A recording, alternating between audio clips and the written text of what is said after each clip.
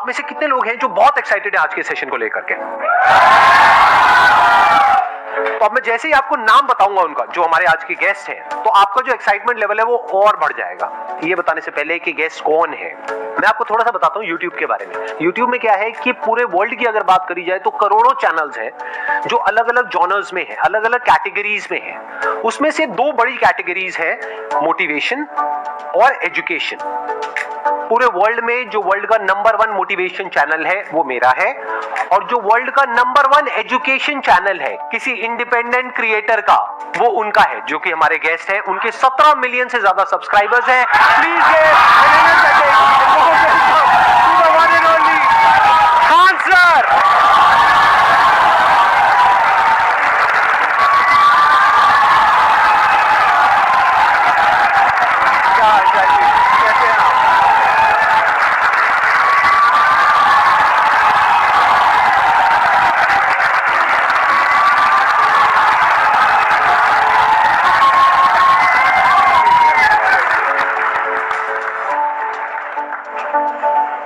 इससे पहले कि ऑडियंस आपसे कुछ पूछे या इंटरेक्ट करे, मेरे माइंड में एक क्वेश्चन है आपके लिए जी।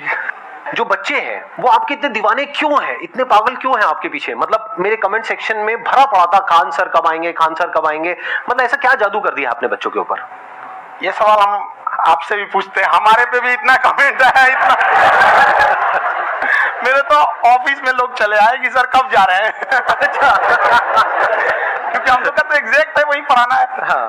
तो देखिए, हम लोग का मेन है कि बच्चों को जो जरूरत रहती है कि अगर लड़का पढ़ने आया है ना, उसके मन में कोई डाउट ना रह जाए। हम उसको कहते हैं कि हम तुम्हें पढ़ा रहे हैं, दम है तो भूल के दिखाओ, याद करके नहीं।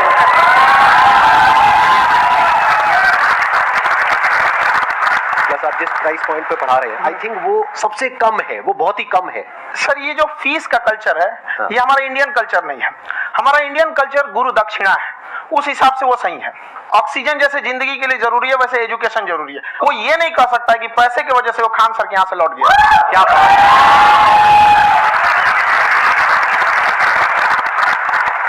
मैंने देखा कि आपका ये जो चैनल है कि ये पिछले 3 साल के अंदर अंदर ही ग्रो किया है। हमको जब चैनल शुरू हुआ तो एक दिन में हम 4-5 वीडियो बनाए। एक हमको कुछ आता, आज भी नहीं आता इतना, तो हम देख के कैमरा उमरा तो हम कंफ्यूज हो गए, बाप रे। तो हम एक ही दिन में वीडियो शूट किया, पढ़ाने वाला टॉपिक था हमको। उसके बाद कभी वीडियो नहीं, 6-7 वीडियो एक ही बार शूट कर लिए। और एक जो थे जिनका कैमरा वगैरह था, मेरे पास कैमरे भी नहीं थे उस टाइम, और कैमरा 35,000 का था, तो 6 महीना इसी में लग गया। 35,000 इसी में फंस जाएगा। तो उनके कैमरे से शूट किए, उन्होंने कोई चार्ज लिया, उसके बाद हम छोड़ ही दिए। लॉकडाउन लगा, तब हम कहे आप कैसे पढ़ाएंगे, हो तो 1 दिन 2 दिन करते करते अचानक लंबा हो गया।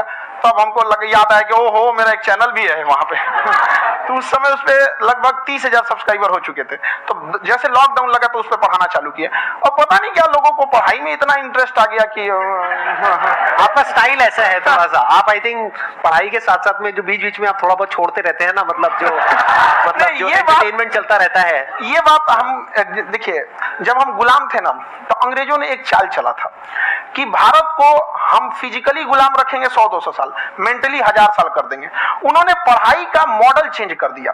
उन्होंने ऐसा डिजाइन किया कि टीचर की रिस्पॉन्सिबिलिटी है वो पढ़ा के चला जाए। टीचर की रिस्पॉन्सिबिलिटी यहाँ खत्म नहीं हो जाती। पढ़ाना तो कोई भी पढ़ा सकता है, टीचर की इससे बड़ी रिस्पॉन्सिबिलिटी होती है उसे समझाना। वो समझा कि नहीं समझा। अगर लड़का आपके समझाने के बाद डाउट रह गया तो ये आपकी गलती है। लड़का हमसे पूछता है सर इतनी भीड़ है आपके पास, तो कहे सर डाउट कैसे पूछेंगे? हम कह रहे यार तुम्हारा डाउट बचेगा तब ना पूछेगा तुम डाउट यहाँ पर।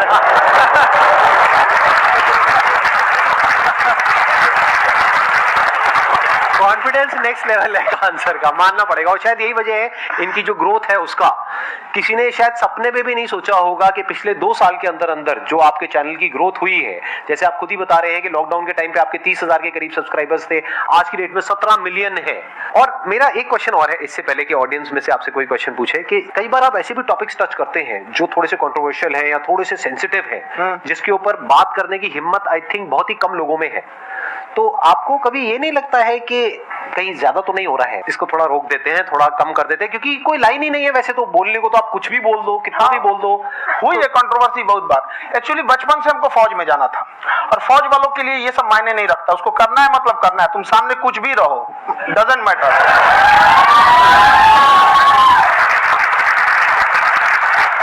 और मैंने YouTube पे देखा कुछ वीडियोस में कि आपका जो इंस्टीट्यूट है वहां पर आज से कुछ साल पहले कुछ बम गिरे थे। कुछ गिरे थे, कुछ तो बहुत सॉलिड जगह गिरा था, फटा नहीं वो। मतलब आपके आसपास? हाँ, बम को भी पता है कि टीचर की इज्जत किया जाता है। क्या बात है, क्या बात है।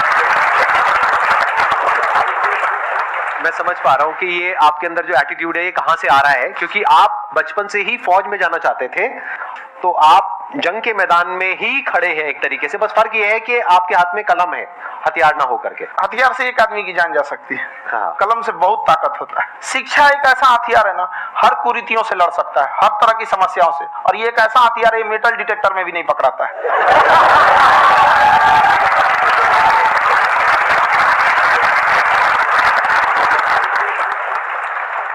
मेरा क्वेश्चन ये है कि अभी प्राइवेट ऑर्गेनाइजेशंस में पीटने का, पनिशमेंट का ये सिस्टम जो है खत्म हो गया है।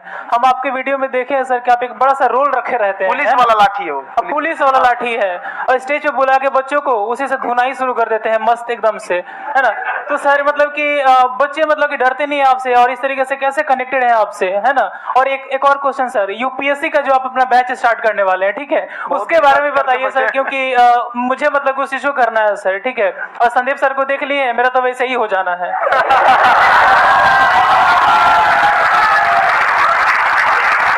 क्या हो जाना है? मेरा पूरा कंप्लीट करो। I'll be an IAS officer next year because I have seen you, sir. My day is like complete, sir. All the best. Thank you so much, sir. Thank you. पूरा बोला करो। Thank you. देखिए, लड़कों को जहां तक पीटने की बात है, जब पढ़ाने की बात आएगी तो उसको हम पूरे बेहतरीन ढंग से पढ़ाएंगे, लेकिन जब सजा देने की बात आएगी ना, तो वो भी बेहतरीन ढंग से होगा। ऐसा थोड़ी होगा कि बस एक ही चीज बेहतरीन ढंग से होगा। और डर का होना बहुत जरूरी है। ये डर भी अपने आप में एक मोटिवेशन है, क्योंकि जब आपके अंदर एक थोड़ा सा डर रहे ना, तो डर के भागिए मत। एक ऐसा डर जिसको आप लगे कि नहीं नहीं थोड़ा सा और करने की जरूरत है, फिर तो ये हम इसको क्रॉस कर जाएंगे आप। तो लड़कों के अंदर ये डर बनाना भी जरूरी रहता है। और रही बात यूपीएससी वाले की, जो आपने बोला, बहुत सारे लड़के वेट कर रहे हैं यूपीएससी की, क्योंकि 2-2.5 लाख फीस सारे लोग एफोर्ड नहीं कर सकते। और हमारा वही रहता है, हम तो ज्यादातर हमारे स्टूडेंट देखेंगे तो किसी के रिक्शा वाला, सब्जी वाला, यही लोग, इनको तो 2.5 लाख रुपया, इनके पास पूरी संपत्ति नहीं होती है, फीस कहां से भरेंगे वहां पे, उसके बाद रहेंगे कहां से। तो ऑल ओवर इंडिया से, कश्मीर से कन्याकुमारी तक, गरीब से गरीब भी लड़का उसको पढ़ सकता है। यही कुछ 1000 रुपया मंथली, 12-14 हजार साल का पड़ेगा, खत्म हो जाएगा इतना में।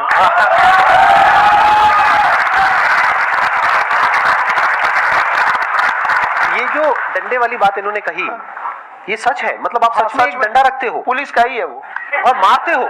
हाँ, कि मतलब अगर कोई लड़की छेड़ता है या ऐसा कोई भी उल्टा पुल्टा काम पढ़ाई करता लिखाई है, कुछ भी गलती करेंगे तो पिटाएंगे वो यहाँ पे, कैमरे पे, ऑन कैमरा, जैसा भी रहे, कुछ भी पिटाना तो उनको फिक्स है।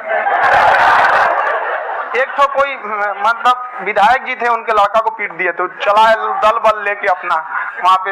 उसने घर पे नहीं बताया था कि सर ने पीटा है, बस बोल दिया कोचिंग में पीटा है। बाद में पता चला हम पीटे हैं, तो उसके पिताजी मेरे सामने और पीटे।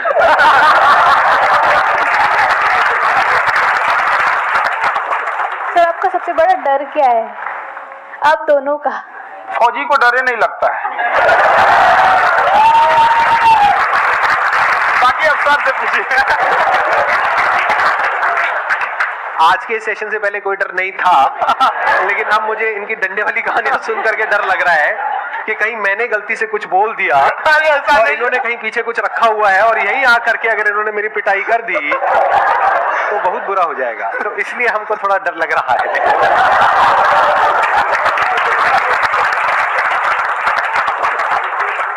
आपकी डेली कितने घंटे क्लासेस होती हैं? 6-7 घंटे। अभी भी खुद ही करते हो आप? हाँ, हमारे स्टाफ परेशान रहते हैं। हम 1:30-2 बजे सोते हैं, सुबह 6 बजे उठ जाते हैं, परेशान रहते हैं। यार इतना क्यों करते हो, है ना? कभी उनको भी साथ साथ लगना पड़ता है ना? उनको साथ साथ लगना पड़ता है। हम जग गए तो कोई सोया थोड़ी रहेगा, परेशान दिन में सोते ही नहीं है, बेचारा कहीं कहीं जाके सोते रहता है। तो हम सीट बांध दिए कि भाई तुम इस समय सो जाना, तुम इधर सो जाना। आपकी शादी हो गई या नहीं हुई अभी? मेरी खुशहाली देख के आप आइडिया लगा सकते हैं।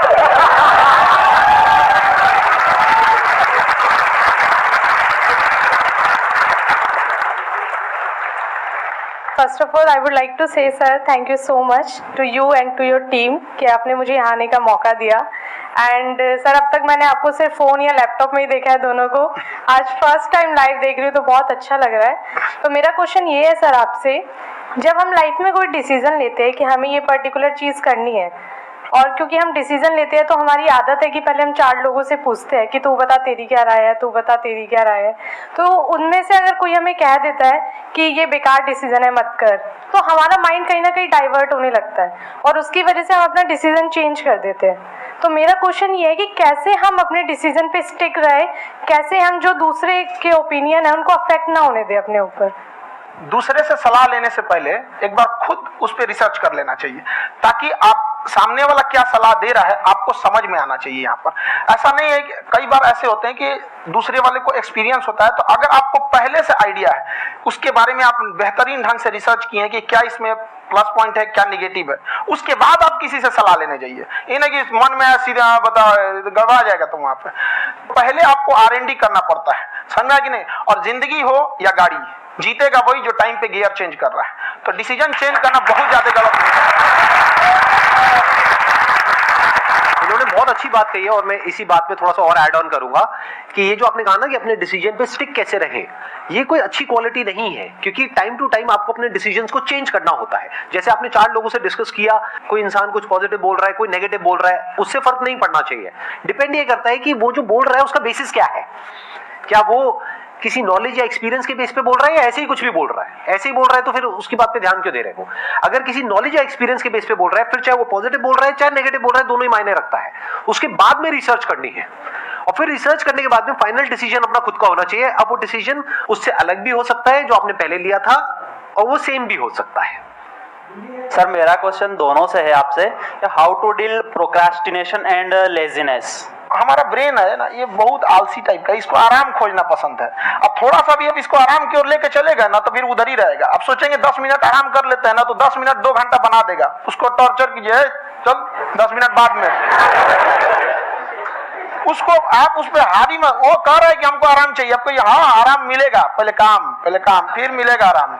तो आप उसके हिसाब से मत चल। आपका मन कर रहा है थोड़ा सा देख लेते हैं, कोई नोटिफिकेशन आया, आप कोई काम कर रहे हैं, क्यों पहले काम कर लीजिए, बाद में देखिएगा ना नोटिफिकेशन। आप हावी मत होने दीजिए यहाँ पे। अगर आप 5 मिनट भी थोड़ा सा लूज पड़े ना, थोड़ा सा कमर सीधा कर लेते हैं, 2 घंटा बर्बाद कर दिया आपको। हावी मत होने दीजिएगा उसको अपने ऊपर। प्रोक्रेस्टिनेशन को तोड़ने का एक ही तरीका है, सबसे छोटे लेवल पे ले जा करके उस गोल को तोड़ दो। यानी वो गोल बहुत बड़ा है, उसको ब्रेक डाउन करो, उसके सबसे पहले स्टेप पे आ जाओ कि उसको अचीव करने का सबसे पहला स्टेप क्या है। जैसे गाड़ी चलाना सीखना है, उसको सबसे पहला स्टेप क्या है। अगर घर में कोई नहीं है सिखाने वाला या सिखाने वाली, तो बाहर जा करके जो गाड़ी का ड्राइविंग स्कूल है उधर जा करके पैसे दे दो। अब फंस गए ना तो फंसा दो अपने आप को। दिमाग ये लगाओ कि अपने आप को कैसे फंसाया जाए। जब हम फंस जाते हैं ना तो फिर हमको वो काम करना ही पड़ता है। Then there is no looking back। जब तक आप सोच रहे हो तब तक सोच रहे हो, उसको बोलते हैं पैरालिसिस ऑफ एनालिसिस, कि आप सोचते चले जा रहे हो अपने माइंड में, मैं ये करूंगा वो करूंगा वो करूंगा वो करूंगा, और प्रोक्रेस्टिनेट हो रहा है, वो चीज टलती चली जा रही है। तो उसको छोटे से छोटे लेवल पे ब्रेक डाउन करके उसको कर दो, दैट इज नंबर 1। और जैसे ही करना शुरू करते हो, कोशिश करो कि उसको जब तक कि आप सही से नहीं कर लेते हो उसको छोड़ना नहीं है, तो आपकी लेजीनेस भी खत्म हो जाएगी। कई लोगों को हमने देखा जो सप्ताह में कुछ भी नहीं करता, वो भी संडे को आराम कर रहा है।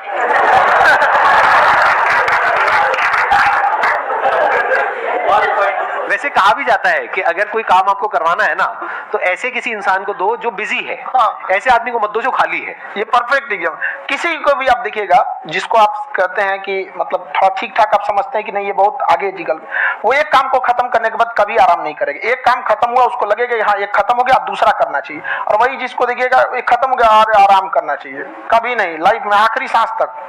सर यहाँ पे सब हिंदी में पूछते हैं, इंग्लिश में पूछते हैं, मैं भोजपुरी में पूछूं? जौन भाषा ठीक लगे तौने में पूछ दो।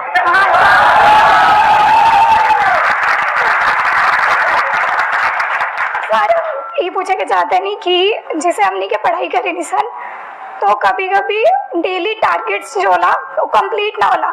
अगर टारगेट्स कंप्लीट भी होला तो फिर ऐसा इरिटेशन या फिर वो एंजाइटी या फिर कि और करना है या फिर अभी नहीं हुआ, वो चीज हमेशा रहेला। तो वो कम कैसे करल जाए? देखिए टारगेट्स को ना हम लोग को एक अपने हिसाब से पहले फिट करना चाहिए। ऐसा नहीं कि दूसरे किसी इंसान को देख के हम टारगेट फिट कर ले। कोई लड़का 8 घंटा पढ़ रहा है, कोई पहली बार अभी पढ़ना ही चालू किया, उसको देख के 8 घंटा पढ़ेगा तो पढ़ाई छोड़ देगा। तो आप अपनी क्षमता के हिसाब से देखिए कि आप कितना पढ़ सकते हैं। अगर आपने एक घंटे को बना लिया कि हम 1 घंटा पढ़ सकते हैं, अगले 1 हफ्ते तक उसको सस्टेन रखिए। जिम में कैसे करते हैं लोग, पहले दिन उठा लीजिएगा 1 क्विंटल तो हार्ट अटैक हो जाएगा। तो वो धीरे धीरे टारगेट सेट कीजिए और अपनी क्षमता को भी देखिए। हर इंसान की क्षमता अलग है। कंगारू को देख के हाथी छलांग मारेगा, पैर तोड़ के बैठ जाएगा।